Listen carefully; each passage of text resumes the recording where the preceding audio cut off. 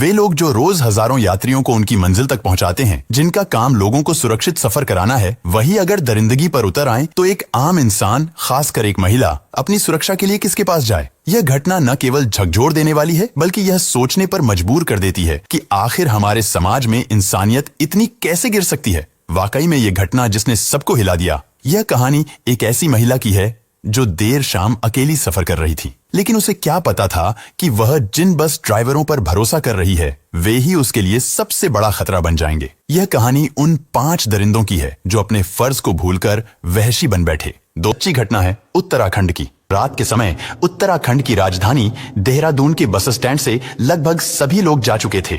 यानी उस समय वहां पर बहुत कम पैसेंजर थे, और वो भी वो लोग थे जिनकी रात को बस चलने वाली थी। लेकिन उन्हीं बस का इंतजार करने वाले लोगों में एक लड़की भी शामिल थी। देखने से वो लड़की बहुत परेशान लग रही थी, लेकिन वहां पर मौजूद लोगों में से किसी ने भी उससे उसकी परेशानी का कारण नहीं पूछा। फिर अचानक उस बस स्टैंड पर ड्यूटी करने वाले गार्ड की नजर उस लड़की पर पड़ी, और जैसे ही वो गार्ड उस लड़की के थोड़ा पास जाता है तो उसे उस लड़की को देखकर थोड़ा अजीब सा लगता है, क्योंकि वो लड़की थोड़ी असहज लग रही थी। यानी वो खुद को अनकंफर्टेबल महसूस कर रही थी। साथ ही बार बार वो अपने कपड़े ठीक करने की कोशिश कर रही थी। वो बच्ची डरी सहमी सी इधर उधर देख रही थी। उसे देखने से लगता था मानो वो काफी ज्यादा घबराई हुई हो। लेकिन फिर उस गार्ड ने देखा कि जिधर वो लड़की बार बार देख रही थी, उस तरफ एक व्यक्ति भी घूम रहा था। वो लड़की बार बार उसी व्यक्ति को देख रही थी और खुद को बहुत ज्यादा अनकंफर्टेबल महसूस कर रही थी। अब उस गार्ड को भी लगने लगा था कि यहाँ पर कुछ ना कुछ गड़बड़ जरूर है, और हो सकता है ये व्यक्ति ही इस बच्ची को परेशान कर रहा हो। उसकी मानसिक स्थिति भी ठीक नहीं लग रही थी। इससे पहले कि गार्ड उससे कुछ पूछ पाता, तभी उस लड़की ने गार्ड से कहा कि मुझे पंजाब के पटियाला शहर जाना है। यहाँ से पंजाब के लिए बस कितनी देर में जाएगी? और शायद अगर वो लड़की उस गार्ड से बस के बारे में ना पूछती, और अगर उस समय उस लड़की को पटियाला जाने वाली बस मिल जाती, तो शायद ये इतनी बड़ी घटना बस एक राज ही बनकर रह जाती। खैर, गार्ड को उसकी हालत कुछ ठीक नहीं लग रही थी, इसलिए गार्ड तुरंत चाइल्ड हेल्पलाइन नंबर 1098 पर कॉल करता है और उनसे कहता है कि सर, यहाँ दून ISBT के प्लेटफॉर्म नंबर 12 पर एक लड़की खड़ी है। मुझे उसकी हालत थोड़ा अजीब लग रही है, इसलिए आप एक बार यहाँ आकर देख लीजिए। हो सकता है शायद आप इसकी हालत को बेहतर तरीके से समझ सकें। सूचना मिलते ही चाइल्ड वेलफेयर की टीम बस स्टैंड पर पहुंचती है, और फिर कुछ देर बाद पुलिस भी वहां पर पहुंच जाती है और उस गार्ड से लड़की के बारे में पूछने लगते हैं। गार्ड ने उस लड़की को जिस कंडीशन में देखा था, वो सारी चीजें उसने पुलिस वालों को बता दी। इसके बाद पुलिस उस लड़की के पास पहुंचती है, और जब पुलिस वालों ने उस लड़की को देखा तो उन्हें भी पहली नजर में यही लगता है कि इस बच्ची के साथ यहाँ पर जरूर कुछ तो गलत हुआ है, और हो सकता है जो व्यक्ति वहां पर घूम रहे हैं उनमें से कोई उसे परेशान कर रहा हो। खैर, जब पुलिस वाले और चाइल्ड वेलफेयर कमेटी के लोग उसके पास पहुंचते हैं, वो लोग उससे बात करने की कोशिश करने लगते हैं। लेकिन जब पुलिस वाले उस लड़की से बात करने की कोशिश करते हैं तो वो लड़की उन्हें देखकर बहुत ज्यादा घबरा जाती है। उसके पास जो बैग था वो उस बैग से लिपट जाती है, और इतने सारे मर्दों को अपने सामने देखकर कांपने लगती है। तो पुलिस वाले तुरंत समझ जाते हैं कि ये जरूर आदमियों से घबरा रही है, इसलिए जेंट्स पुलिस पीछे चले जाते हैं, और फिर केवल महिला पुलिस ऑफिसर ही उसके पास रह जाती है। वो उस लड़की से बात करने की कोशिश करती है। लेडी पुलिस ऑफिसर उससे पूछती है कि बेटी, तुम कहाँ की रहने वाली हो और तुम कहाँ जाना चाहती हो? उस लड़की ने बताया कि वो पंजाब के पटियाला शहर जाना चाहती है, क्योंकि वो बच्ची बहुत ज्यादा घबराई हुई थी।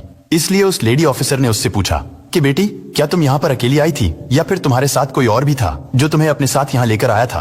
पुलिस उससे कई तरीकों से पूछताछ करने की कोशिश कर रही थी, लेकिन बार बार पूछने के बाद भी वो लड़की बहुत कम सवालों के जवाब दे रही थी।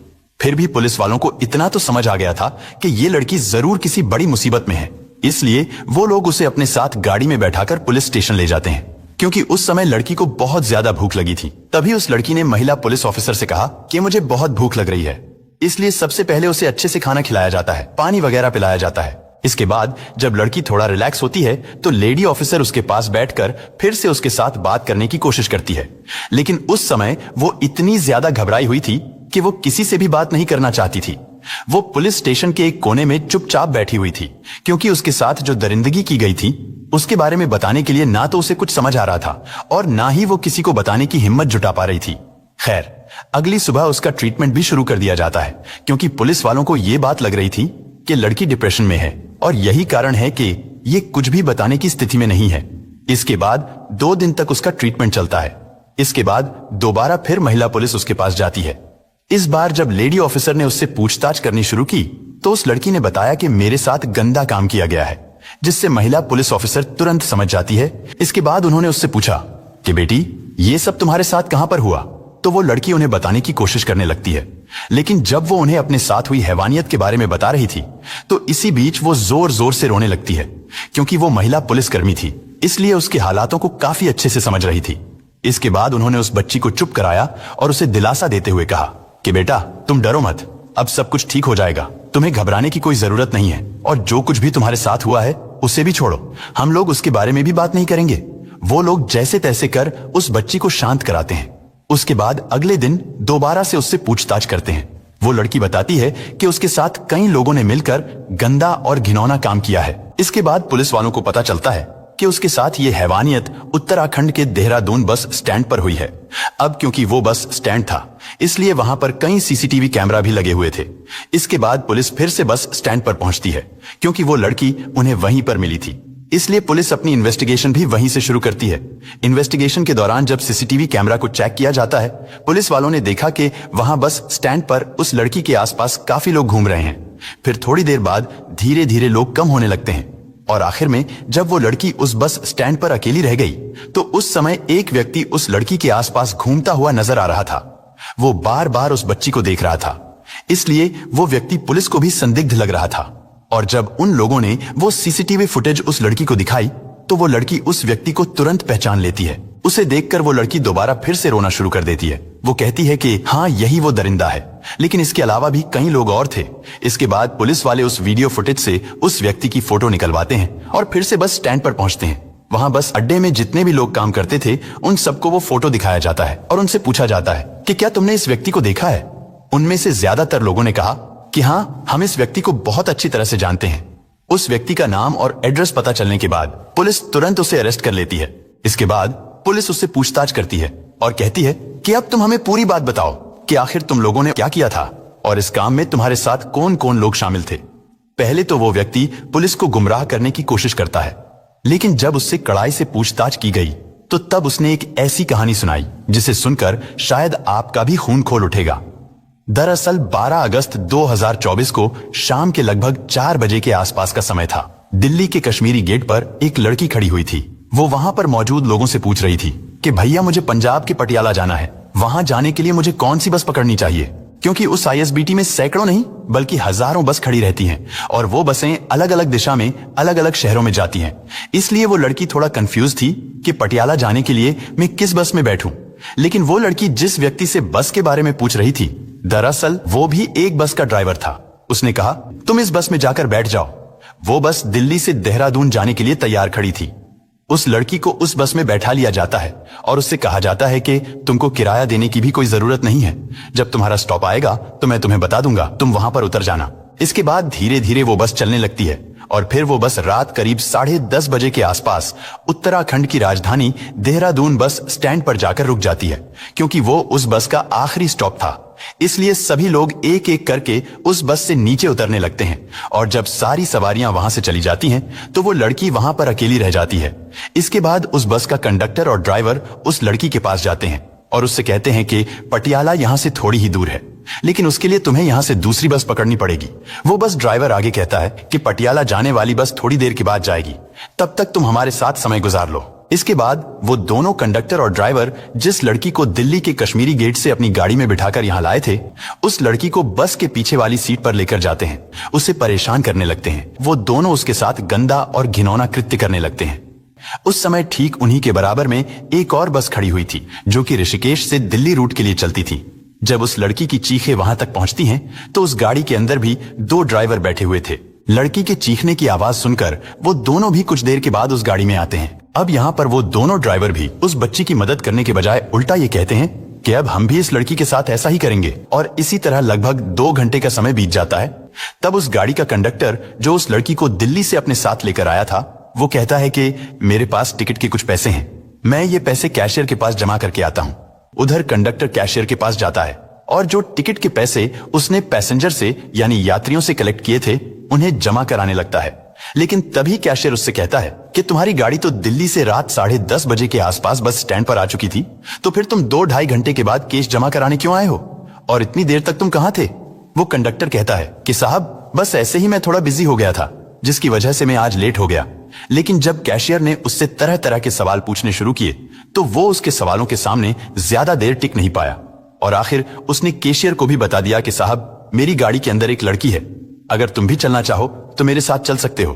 कैशियर ने जैसे ही ये बात सुनी तो वो भी उसके साथ जाने के लिए तैयार हो गया और अब तो उसकी मानसिक स्थिति भी बिगड़ने लगी थी। लेकिन फिर किसी तरह वो लड़की वहां से निकलने में कामयाब हो जाती है या फिर उसे जाने दिया जाता है। इसके बाद वो लड़की रूट नंबर 12 के प्लेटफॉर्म पर पहुंचती है। वहां खड़ी होकर वो बस का इंतजार कर रही थी। वहीं पास में ही एक व्यक्ति मैगी बना रहा था। लेकिन फिर अचानक वहां पर मौजूद गार्ड की नजर उस लड़की पर पड़ती है। गार्ड देखता है एक संदिग्ध व्यक्ति जो कि कंडक्टर था, वो उस लड़की के इर्द गिर्द घूम रहा था और बार बार उस लड़की के करीब जाने की कोशिश कर रहा था। दरअसल उस कंडक्टर को अब डर सताने लगा था कि कहीं ये लड़की किसी को कुछ बता ना दे, इसलिए वो उसे वहां से हटाना चाहता था ताकि वो लड़की लोगों के बीच में ना जाए। लेकिन तभी गार्ड ने बड़ी होशियारी और सूझबूझ के साथ 1098 पर फोन कर दिया था। इसके बाद CWC यानी चाइल्ड वेलफेयर कमेटी के लोग वहां पहुंचते हैं। साथ ही पुलिस भी मौके पर पहुंच जाती है। इसके बाद पुलिस उस CCTV के आधार पर पहले उस कंडक्टर को अरेस्ट करती है जो कि संदिग्ध लग रहा था और जब उससे पूछताछ की जाती है तो उसके दिए गए बयान के आधार पर 4 और लोगों को अरेस्ट किया जाता है। उन 5 को अरेस्ट करने के बाद जब उनसे बारी बारी से पूछताछ की गई और जब इस घटना का खुलासा हुआ तो इस घटना के बारे में सुनकर पुलिस वाले भी सिहर गए थे। इसके बाद SSP राजेश कुमार द्वारा उन 5 के खिलाफ 17 अगस्त 2024 को FIR दर्ज कर ली गई थी। पुलिस जांच में यह भी पता चला था कि उस लड़की के माँ बाप की भी मनोस्थिति ज्यादा अच्छी नहीं है और वो लोग भी अपनी बेटी को लेकर काफी समय से बहुत ज्यादा परेशान रहते हैं। उसे तो ये भी नहीं पता था कि उसके साथ इतना घिनौना कृत्य हुआ है। साथ ही पुलिस का ये भी कहना है कि इस मामले को फास्ट ट्रैक कोर्ट में चलाया जाएगा और आरोपियों को कम से कम समय में कड़ी से कड़ी सजा दिलाने की कोशिश की जाएगी ताकि समाज में इंसानों के रूप में घूम रहे हैवानों को ये संदेश दिया जा सके कि बुरा काम करने वालों को किसी भी तरह बख्शा नहीं जाएगा। लेकिन इस लड़की के साथ जो होता है, उस घटना को सुनने के बाद कई तरह के सवाल खड़े हो जाते हैं। लेकिन सबसे अजीब बात यह कि इन 5 लोगों में 2 लोगों की उम्र 50 साल से ज्यादा थी। क्या उन्हें उस बच्ची के साथ ऐसा करते हुए जरा भी दया नहीं आई कि वो बच्ची उनकी बेटी की उम्र की है? फिलहाल पुलिस ने उन सभी आरोपियों को जेल भेज दिया है। साथ ही पुलिस का कहना है कि आरोपियों को जल्द से जल्द कोर्ट द्वारा कड़ी से कड़ी सजा दिलाई जाएगी।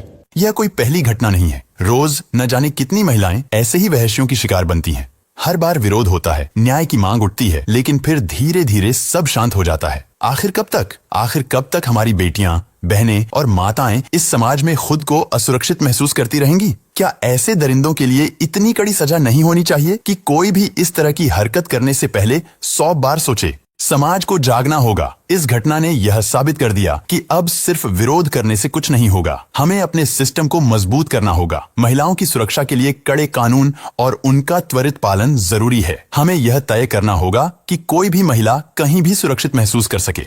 दोस्तों, इस घटना को सुनाने का उद्देश्य किसी का दिल दुखाना नहीं है, किसी को परेशान करना नहीं, बल्कि आपको जागरूक करना है।